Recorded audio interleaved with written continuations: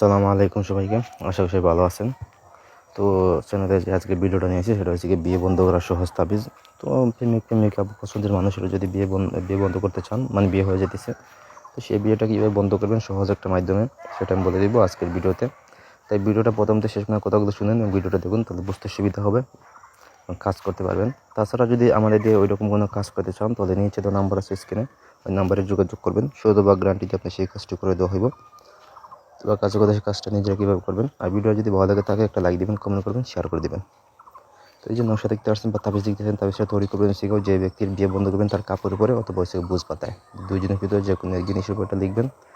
তো মোট 3টা তাবিজ লিখবেন। তারপর লিখবেন শিখে কালি হিসেবে ব্যবহার করবেন জাফরান, মেশক, দুধের গাছের রস, সিঁদুর, মুরগের রক্ত, মানে মুরগের রক্ত, লাল মুরগের রক্ত একসাথে মিশিয়ে কালি তৈরি করে ওই কালি দিয়ে লিখবেন বুঝ পাতা অথবা তার কাপড়ের উপরে।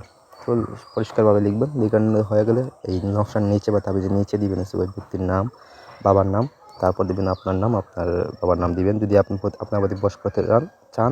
আর অথবা যদি শুধু তার বিয়েটা বন্ধ করে রাখতে চান বা আটকে রাখতে চান, তাহলে শুধু তার নাম এবং তার বাবার নাম দিবেন। ঠিক আছে? তো এটা লিখবেন যে কোনো মঙ্গলবারে, অথবা যদি আপনার ইমার্জেন্সি হয় তাহলে যে কোনো দিন এটা করতে পারবেন। আর যদি দেখেন যে না লম্বা সময় আছে, তাহলে যে কোনো মঙ্গলবার এটা শুরু করবেন। এটা শুরু হয়ে গেলে করবেন কি, এটা হচ্ছে কি একটা তাবিজ থেকে কলা কৌশলে বা যে কোনো ইয়েতে তার বাড়িতে পুঁতে দেবেন একটা তাবিজ। যে ব্যক্তির বিয়ে বন্ধ করবেন তার বাড়িতে একটা হচ্ছে গিয়ে দিবেন, সে ডালিম গাছের ডালে পেতে দেবেন।